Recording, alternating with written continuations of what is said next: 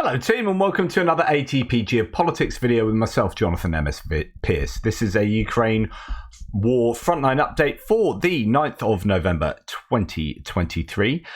Just to let you know that JR, who helps with the mapping, is away until Sunday, I believe. So I'm going to be doing all the mapping myself, which, I mean, this is how much I appreciate the man. Like, it does take quite a long time. So it means that I will be producing my content a little bit later, maybe the mapping one, than I normally do. And today, for example, one of my boys has to go to a rugby trial, and timing wise, I don't know if I can get an extra out today. I did split the news into three, but just to let you know, content wise, the next few days I might be up against it a bit, or I might not. It depends how much change there is to the front line. There's quite a few sort of little changes up and down the front line today in a number of places, and according to all the mappers. If you want to know what the lines on my map mean, please pause the video and check out the key now.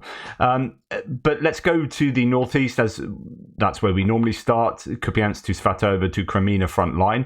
The ISW says that in this area, Ukrainian Ground Forces Command spokesperson Lieutenant Colonel Fitio stated that Russian forces in Kupiansk, Liman, so that's that whole sector, but also the Bakhmut directions, lost 1,826 personnel and 200 pieces of military equipment, including 22 tanks, 54 armored combat vehicles, and that's between November the 1st and 6th. So that's 5 days worth of fighting to lose a phenomenal amount of kit in this whole area, including quite a lot of mechanized equipment. So when the general staff figures show high figures, and I often talk about Avdiivka being responsible for a lot of Russian equipment, they have been pushing in other areas and losing equipment from Kupiansk down to Bakhmut.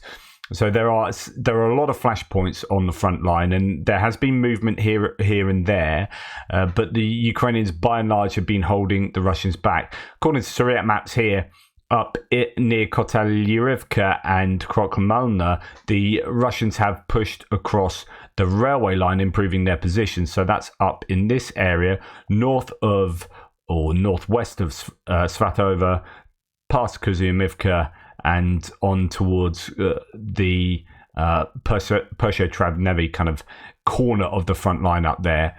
So we have just a tiny bit of railway line, tree line to the west of that railway line that the Russians have taken control of and improved their positions there, as according to Syriac maps. Other than that, there's not too much to report of this northeastern axis. There is activity going on in a number of places, of course, Serebiansky Forest, so on and so forth, but no changes to the mapping.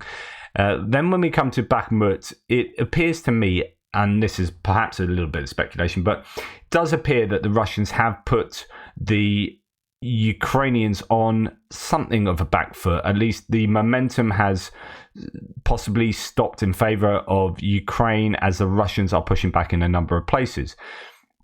Here in the north, Andrew Perpetua's, as a mapper, says that the Ukrainians have been pushed back. The Russians have gained near Dubova-Vasilivka, going towards possibly what the other mappers have, but conservative sometimes, Andrew, with his mapping, has the evidence to suggest that Russians have pushed on there. And then as we come further to the south, in the Klishchivka area, north of there by the railway line, this is Syriac map suggesting that the Russians have pushed back over the railway line, and their defensive line is now on the southern part of the railway line in this area to the north of Klishchivka.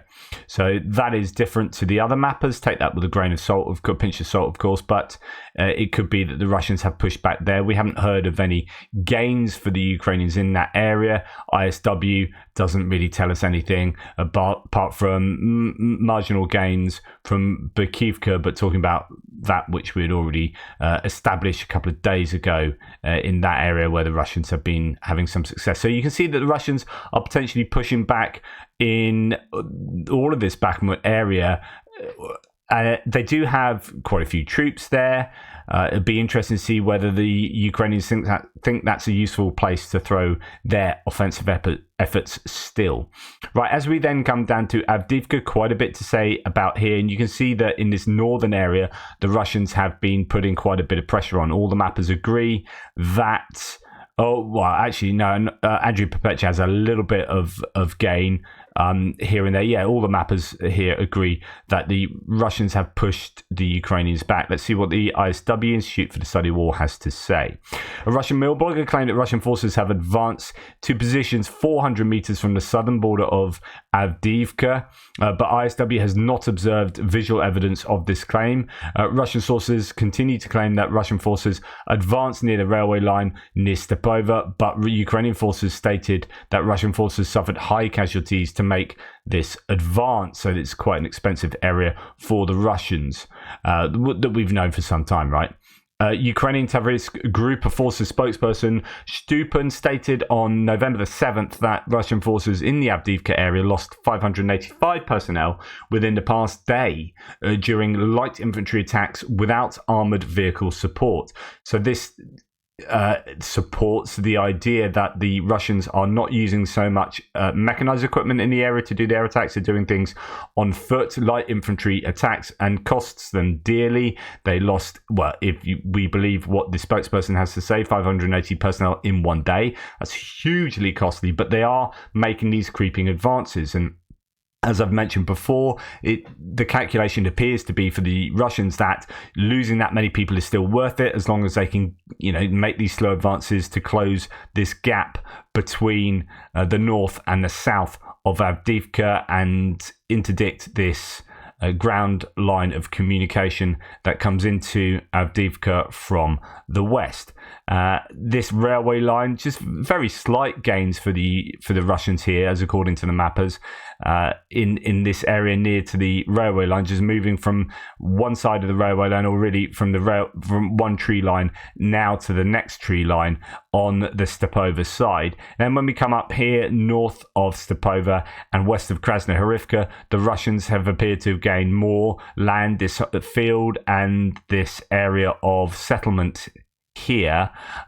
They appear to be in control of that, as according to all three mappers. Andrew Perpetua, not so much the northern part of that field, but at least some gains along this tree line there, and including that settlement. So the Russians are having some success there. To the south, according to Deep State map, they've been pushed back a little bit by sort of between Vodyane and Opytny. The ISW says Ukrainian officials indicated that Russian forces remain committed to the Avdiivka effort despite high losses and inclement weather.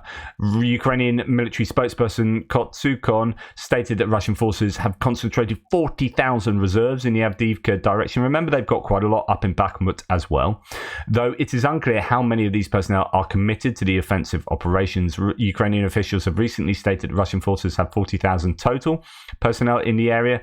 Kotsukon stated that Russian forces have recently been attacking in groups of 10 to 20 and using a large number of drones to identify Ukrainian counter-battery elements. Ukrainian Avdiivka military and administration head stated that Russian forces are likely ready to conduct a third wave of assaults on Avdiivka, but the weather will impede Russian use of equipment.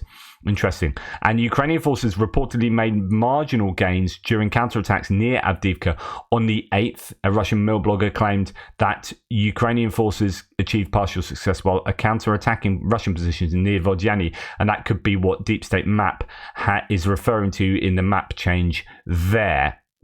Now we go to look at some of the sources. Syriac Maps here says situation north of Avdiivka, where, as we can see, they've got some gains along the railway line there, and in the northern part by Krasnohorivka, in those fields I was talking about, the Russian army advanced along the front line and northwest of Krasnohorivka. The distance between Russian positions north and south of the city is now 6.5 kilometers, which is not a lot. I know he's got 8.5 there, but he corrected that later to say no, it's 6.5. So that is not a huge amount of space, and that's why I've been talking about it being really quite vulnerable at the moment, and that road must surely be meaningfully vulnerable to artillery and mortar fire.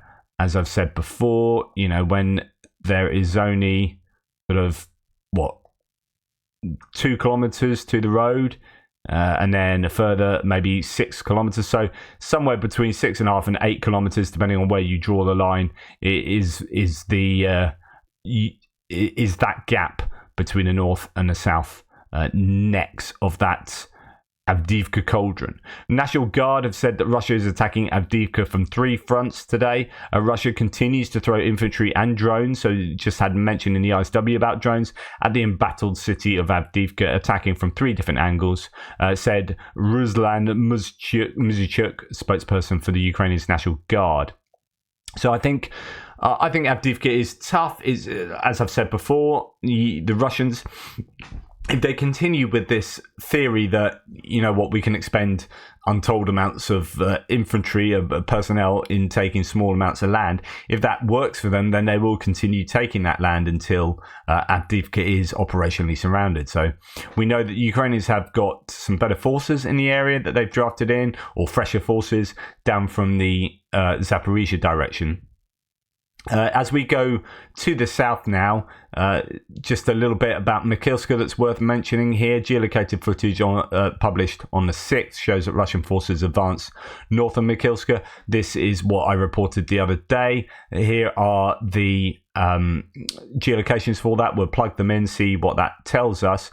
So they have had some joy in this part of Mikhailska, both north and to the west, although they lost an awful lot of equipment. So here we have the Russians being hit in their APC and then dismounting. So this is showing where the Russians are at. Of course, if they're attacking, it doesn't mean that they necessarily control that area and they can be pushed back from there. So that is north of where Andrew Perpetua has them in control, south of where Surat Maps has them, but solidly in to the north of Mikhailska. I would say my bet is that's probably in the grey zone.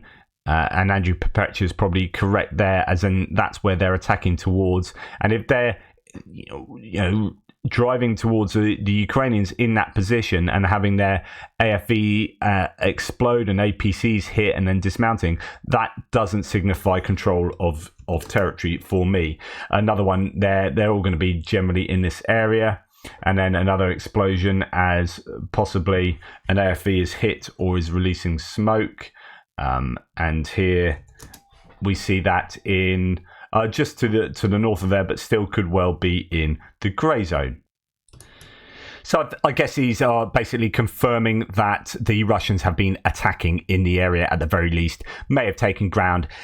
I would be unsure, but certainly grey zone, I think, where those vehicles have been hit. Right, moving to the west, there's not anything meaningful to report concerning Velika Novosilka. So we'll come to Robotina, where we have some fairly, I think, useful gains for the Ukrainians in pushing the Russians back. So I don't know if you remember, there was this big oblong there of Russian-controlled territory that had them pushing forward, taking these tree lines and using competent maneuvers with some of their best forces in the area.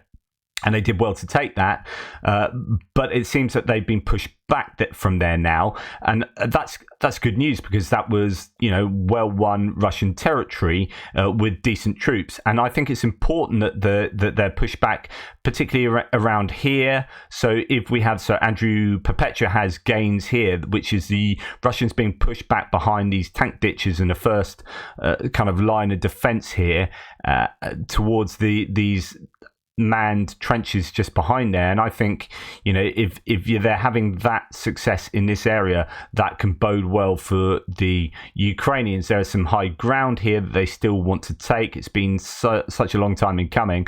They could do this creeping gains that, like the Russians are doing up in Avdiivka. Here the Ukrainians could be doing that between Novoprokopivka and Verbove. So we go to the ISW. Well, let's go to Surat Maps. And actually Surat Maps has gains, But as I've said before, sometimes these gains for both mappers, Surat Maps and Andrew Perpetua, won't show on the Russian defensive line because it is Ukrainian gains into grey zones. So this is Surat Maps here saying pretty much that by Verbove and north of Verbove or northwest of Verbove, the Ukrainians are having success launching a new counterattack and advancing some 100 meters north and south of the town of Verbove. So some success for the Ukrainians there, but it won't register on my map. That is in this area here and just to the north as well, somewhere over here, I believe. So they are still fighting here. It is not as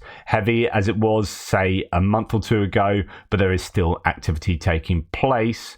As according to the ISW, a prominent Russian mill blogger claimed that Ukrainian forces are attempting to capture unspecified heights northwest of Verbove. So that would be around there, one would assume. Let's go and have a look at some of the heights around here. So if you look at the number down here in the bottom right of the screen, hopefully my face isn't covering that completely, but there's a figure there that gives you the heights. So going northwest of Verbove, we have 127 meters, 139 meters. So around, I guess around here. Let's go in, shall we? Shall we have a little look? So here we have, you can see there's a bit of a height there. This is a hill in that area. If we can spin round, I'm thinking that is the hill just there, exactly where I was indicating. So where it's sort of 140 odd meters around there, that's the hill that they're trying to take. So in this area, there's a lot of heavy fighting to suggest, there, I think 140, so it could be highest around there, right on the Russian defensive lines. Anyway, back to the ISW. Russian mill bloggers claimed that Ukrainian forces with armoured vehicle support continued attacks near Robotyne and Verbove over the past several days, so they are continuing those combined arms manoeuvres. It's also talking about that fight for the hill. The Russians withdrew to unspecified positions, so as I say, success for the Ukrainians, even if it is only a little bit here and there, although I think that gain in the south there is much more significant. Right, we're going to move now to the Kherson Oblast and Dnipro River area, where there's quite a bit to talk about. Before we go to my sources, we'll go back to the ISW, see what they have to say. And the section on this is Russian mill bloggers claim that Ukrainian forces maintain positions on the east bank or the left bank of Kherson and reportedly advanced near Krinky on the 8th. Russian mill bloggers claim that on the 7th and 8th, Ukrainian forces maintain positions in central Krinky. Several Russian mill bloggers claimed on the 8th that Ukrainian forces advance as well from there. One Russian mill blogger claimed on the 7th that the Ukrainian forces are creeping forward at a rate of 1 meter per day. I think it's a little more than that, and they have made some fairly decent gains in the Krinky area. As you can see, they've expanded all along here over the last, according to Andrew Perpetua, right along to there over the last week or so. So certainly more than a meter a day. And listening to what some of the other Russian mill bloggers are saying, they aren't liking it, the Russians there. So another Russian mill blogger claimed on the 8th that the Ukrainians attacked near Poima, Pishchanivka and Pidstepny, and that Ukrainian forces continue to transfer personnel to reinforce their positions on the east bank. So that is Pidstepny, Pishchanivka and Poima, seems where it's all happening. And then here in Krinky, it's interesting to note, I mentioned Korsunka yesterday. Actually, quite a few hits have been carried out by the Ukrainians in this area of Korsunka, and I think that probably is one of their targets for possibly the next place to take. Anyway, translation coming from, I think, probably, I don't know if it's Wargonzo, but it's another Russian Mill blogger, the situation in Krinky, it feels like elves were delivered a truckload of FPV drones. I'm done. In other words, Ukrainian drone activity in the area is incredibly effective and very widespread. Rusny is crying because of FPV drones. They sometimes call Ukrainian elves because Russians are orcs. So it's that kind of Middle-earth Lord of the Rings terminology that's filtered through. So Romanov here, not Warguns, I meant Romanov. Romanov now saying, and he uses Poulet-Vallon's map, but as we know, Poulet-Vallon largely bases it on Andrew Perpetua, of which my mapping reflects as well. So good old Andrew getting his work out there. Krinky, on the ground, it is noted that the enemy became afraid to move at night. A very tense situation remains in a forest area in the south of the village. On the left bank of the Dnipro, on the section between Pidstepny and Kozachi-Lahiri, the enemy is attempting to create another bridgehead by transferring and consolidating forces at the shoreline. Okay, so Krinky, it's this forest area to the south where they're trying to move southwards. We know that they have taken some of the forest area there, or at least it's a grey zone as they push the Russians back. And then between Kozachi-Lahiri and Krinky, it could be they're trying to start to get another foothold. We know that before this latest set of attacks, the Ukrainians had attempted to get and did gain a significant foothold to the west of Kozachi-Lahiri, but then I kind of pitted out. We didn't really hear about it after that, but nevertheless, that did happen. Then we have Dmitry from War Translated saying, worrying news for the occupier. Ukrainian defenders are settling into tree lines south of Krinky in the Kherson front line. They even used a helicopter, which scared the occupiers poolers. So, Kherson region, our bank. The enemy does not, so this is a Russian source talking about Ukrainians being the enemies. So the Ukrainians do not abandon their intentions to expand the bridgehead at Krinky, north of Pidstepny and Pischenivka. We, like Romanov, also received information about the expansion of the zone of control of the Ukrainian armed forces in the south of the village of Krinky into the tree lines. The information is confirmed from the ground, and the military command will look into the reasons. An important new element was the use of a Ukrainian armed forces helicopter in the Krinky area, which, while operating in the area of our bank, fired unguided missiles and flew back. Similar daring attacks by the Ukrainian armed forces were previously noticed at Robotina. The enemy used helicopters at extremely low altitudes to attack our positions. In general, the situation directly indicates the enemy's transition to the second phase of the operation plan to cross the Dnipro. Okay, what's significant there in using these helicopters is that it means that the air defense systems probably locally in this area have been degraded. We know that the Ukrainians have been concentrating on degrading Russian anti-aircraft warfare capabilities all over the shop, really, but in Kherson as well. And also, it signifies probably that the Russians lack drones in order to spot for things like helicopters and counter-battery fire. And that is allowing the Ukrainians to use their drones to gain that advantage in the area in terms of, movement, spotting, etc., etc. So, as I've said for the last few days, this continues to be the area to watch for the Ukrainians. Although, sadly enough for pro-Ukrainians, I think they're finding it a little bit more difficult to continue their momentum in the Klishchivka and Bakhmut general areas. It could just be that they're taking a pause, because we hear a lot about how the Russians were attacked for a couple of days, do their things, and then the Ukrainians were attacked for a few days, do their things.